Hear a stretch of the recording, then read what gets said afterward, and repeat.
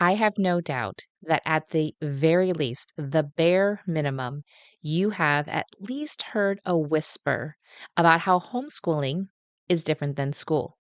Or maybe you have been deep down that rabbit hole, but you're still holding on to your beliefs and your way of thinking about education. However, no matter what camp you fall into, you want more than just an, oh, well, I turned out okay for your kids.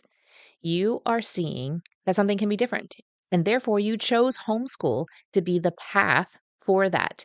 Let's take things to the next level today. And we're going to move you from that classroom and school mentality that you are approaching your homeschool to a life of education for your children, for your homeschool family, for your homeschool lifestyle. Welcome to Little by Little Homeschool Podcast, where you'll learn tips and strategies that will empower you to home educate your children. I'm Leigh Nguyen, a homeschool mom of over 12 years, which includes 2 graduates. When I started homeschooling, I was pretty much on my own and was desperate for encouragement and help. My mission is to be a source of encouragement and help to you.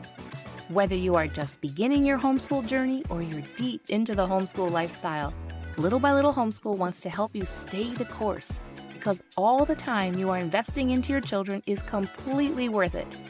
If you're ready to take your homeschool to new levels, keep listening. Because of this time right now that we are living in, we have a mentality that only looks at education as happening from school. You've been through the educational system, quote unquote educational system, through the school system set up by the government. Your parents have, your grandparents have, and maybe you have great grandparents that weren't or just kind of somewhere in the middle of that. But because of the generations that we have alive right now, we don't have a glimpse into what it can look like differently.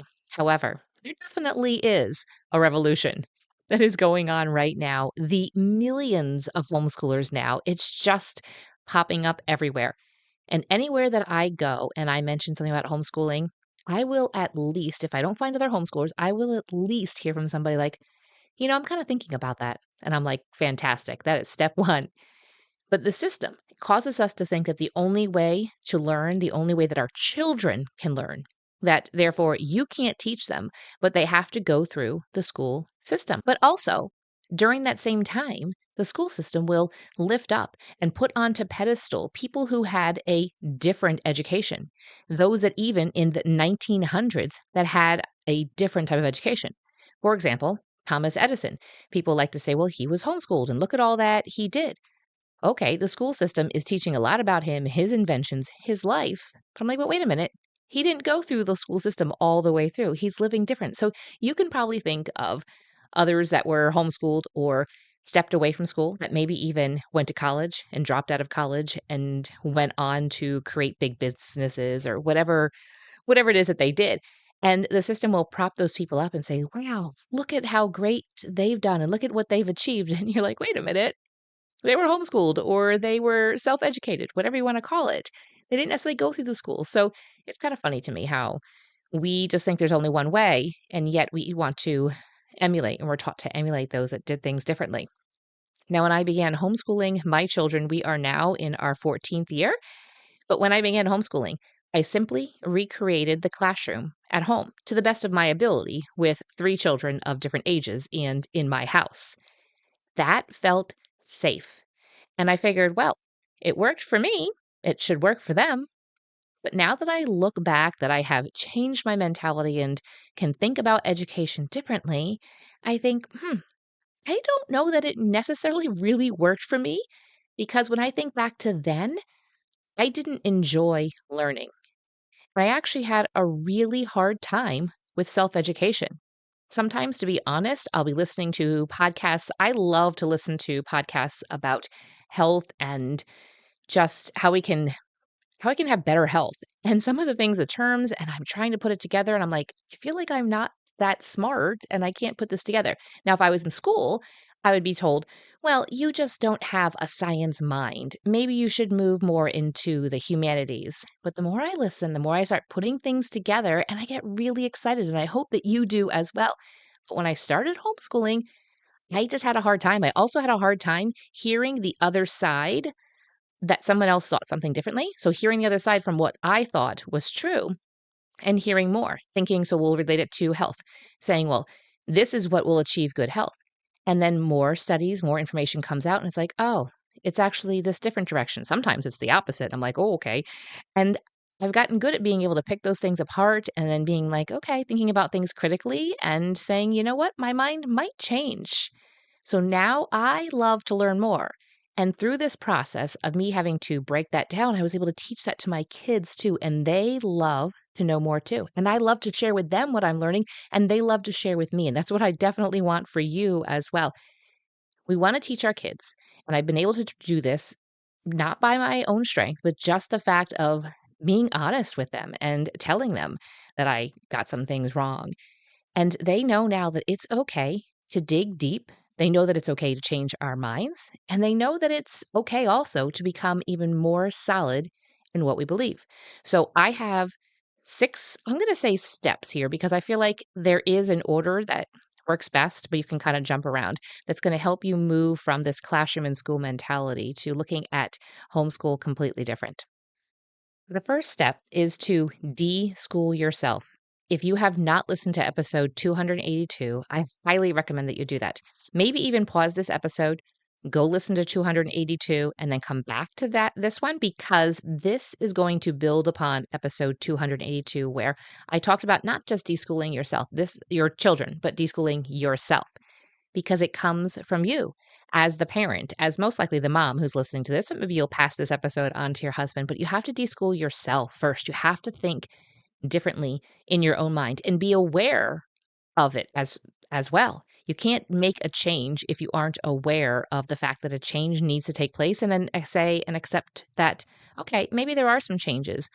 Or maybe the way that you have been doing, maybe you are recreating school at home and it's working really well for you. I'm not saying you have to change things, but just be aware and see the other side. So, step one is to deschool yourself. And episode 282 is going to walk you all through that process. Number two is to set up your day for what works for your family right now. Maybe this homeschool year that you're in right now, you are trying to do the same thing that you did last year, and it's just not working. Guess what? Your kids are a little bit older. You're a little bit older. You're a little bit wiser. You've been doing homeschool a little bit differently, and you're thinking, "Oh, I can maybe do this different." Every single year is going to look different. Now, sometimes those years are drastically different, especially when you have younger children. And then you're bringing them into the homeschool and you're saying, okay, last year I had two kids. Now I've got three kids. And that third one, yeah, it's just kind of preschool, kindergarten, or something. And it's just learning through games. But still, it's something else that is on your plate. It's still something on your list of things that you want to accomplish. So those are years are maybe going to be drastic. You could be on the other end, though, and you could be graduating children. And yes, it's going to look a lot different. But there are many years in between there where it does not look drastically different. It's just a little bit different. So don't be afraid to analyze and look at what is going to work for you right now this year. And it might just be what's going to work for me right now until the holidays. It is September right now as you're listening to this. And so you might think, what's going to work good until we take our Christmas break? I know it sounds crazy to say that. You're like, wait, Christmas, let's not talk about that. And then evaluate during that Christmas season what's going to work best after that. I do have some episodes if you want to scroll all the way back and check out some from the past couple Decembers where I've talked about that. But set up your day for what works for your family right now. Maybe that means in some years you need to have strict times in order to accomplish the curriculum and the goals that you have set out. Because sometimes you might have a lot going on and say, we have to be doing and working on this on these certain days at this certain time. Or maybe you're in a season where you're like, you know what? I just can't be strict.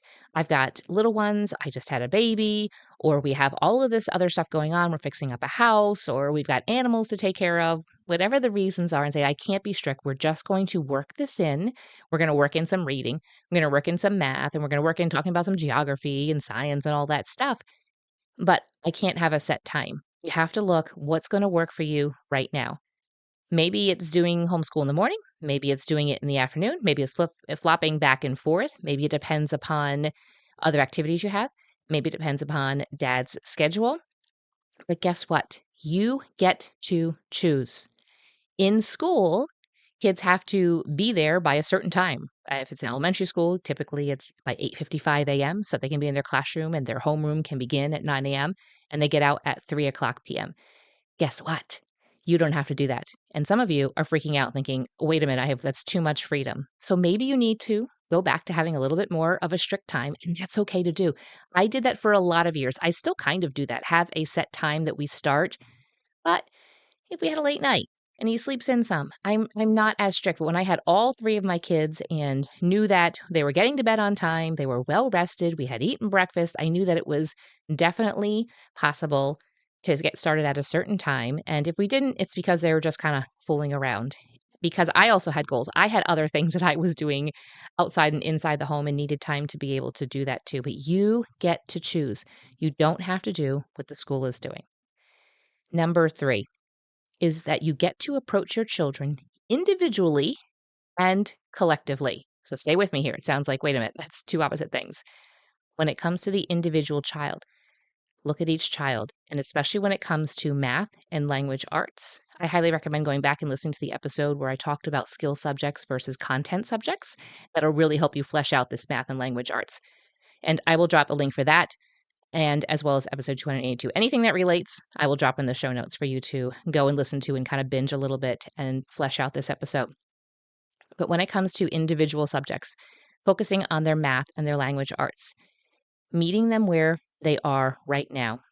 Maybe that is a second grader who isn't quite doing quote unquote second grade math or language arts, and you need to go down to first grade.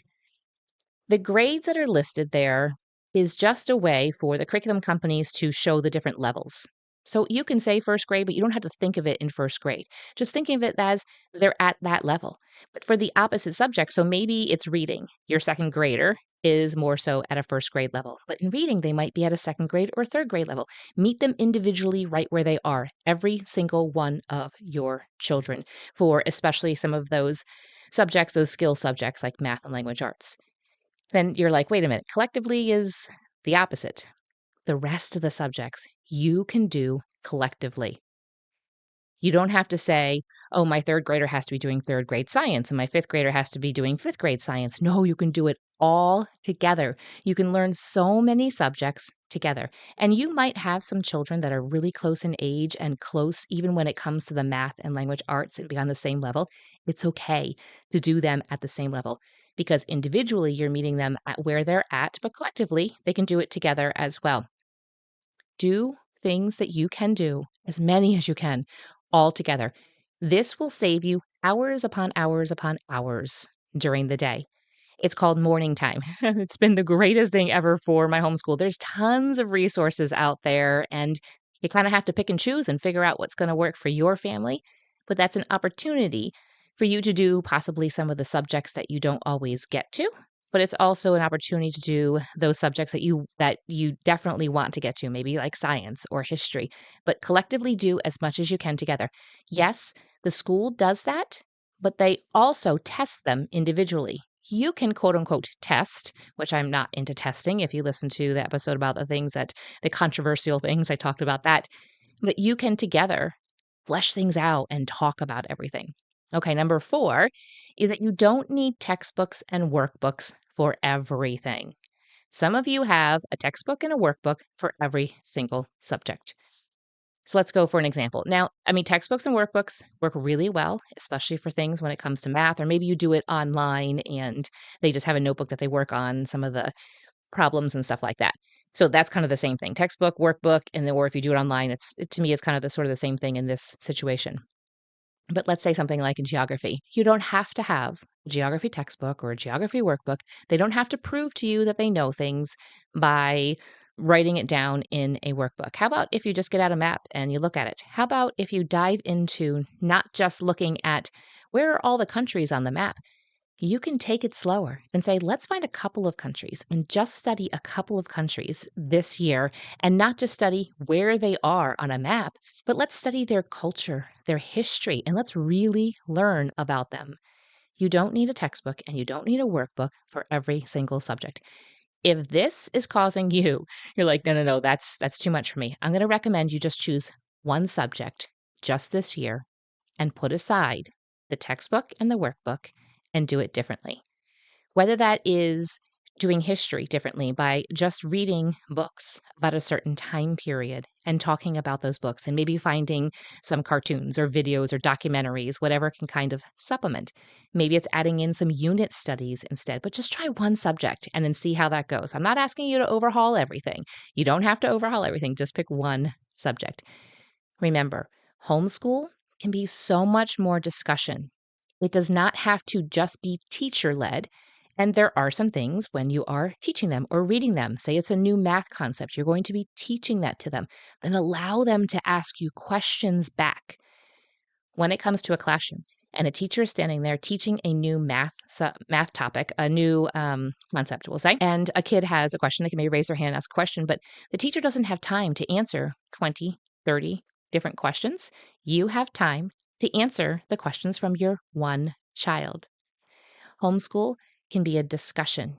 It doesn't have to be completely teacher led, and it definitely does not have to be a lecture. I do not want to see you standing up there in front of your kids lecturing them about something. Yes, you can teach them things, but sit down at the table or sit on the floor with them or grab a blanket and go outside and sit there with them and show them the book and teach them and talk to them about it. Allow them to have that discussion. It does not have to be you standing there and them being completely silent and you lecturing them. 2 more to go.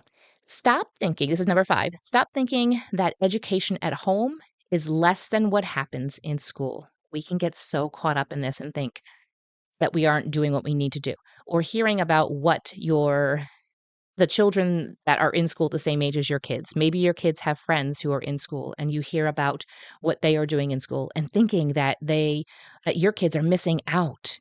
Guess what? There's always going to be, we'll say in air quotes here, gaps. Nobody knows everything. God is the only omnipotent being. You are not omnipotent and you are not meant to be either. There's always going to be things that you don't know. So, therefore, that's what we sometimes refer to as gaps. There is also no ahead or behind. It is just where your child is right now and them moving forward.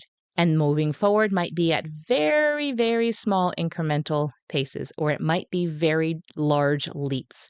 And you'll see kids doing in the same subject, say math, you'll see them taking very small incremental steps, and you'll sometimes see them take giant leaps. So stop thinking that what you are doing at home is anything less. When we as homeschool moms think that what we're doing is less, we don't come at it with our best.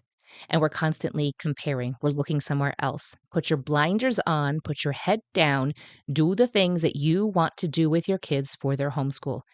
There are always going to be gaps, and there is no ahead or behind. Number 6, when you are struggling, or even I highly encourage you do this from day one when you're trying to change your mindset, which might be today, I hope, is at the end of each day, look back, maybe even write it down. Look back and look at the learning and think about the learning that happened with your kids. Think about the joy and excitement that they had when maybe there was a rainstorm and you went outside and you saw the worms crawling around and then the rain stopped and things started to dry up and you quickly were trying to get all the worms off of your driveway and back into the grass to help them. And then you started talking about how they could dry out and you're explaining this and maybe you looked up a video so that you could show more and maybe they're saying we want to get some books and so you went to the library website and you put some books on hold and you're going to pick those up at the library in a week or so. That was learning. So look back at the day and say, where did learning happen? And the day can just go by so quickly, and there can be so much that's packed into it that we don't really think. So I want to encourage you to stop and think back and really see that you really are doing something. Your kids are learning, you are providing them with education. I hope that these 6 steps, again, I got to listen them in order that I think works best, but you know yourself best. So you know how that would work best for you and where to maybe start. And maybe you can't start with all of these right now today. That's okay. This might be a little overwhelming. I hope it's not. Hopefully you took some notes or you bookmark this episode and you can go back and listen to it. But I do want to mention that my resource called Your Homeschool Blueprint will help you to set up your unique homeschool. This episode today can supplement what I talk about in Your Homeschool Blueprint, but every single homeschool should look different. It might look in some ways similar to somebody else, but it really should look different because you are different. Your family is different. You have different priorities. You have different goals. So I want to encourage you to go over and check out your homeschool blueprint at littlebylittlehomeschool.com/blueprint. The link is in the show notes as well. And you can set up with this resource, with this course, your unique homeschool that's going to fit you right now. And you're going to have the resources and the tools because of the course in order to adjust for the next homeschool year. I hope to see you over there. I love this subject that we talked about today, and I love to be able to encourage the moms also in your homeschool blueprint. And I just pray that this episode has been a blessing to you as well. Thank you for listening, friend. I'd love to connect with you more. You can find social media links in the show notes and share this episode with a friend who could use a boost to her homeschool. See you back here real soon.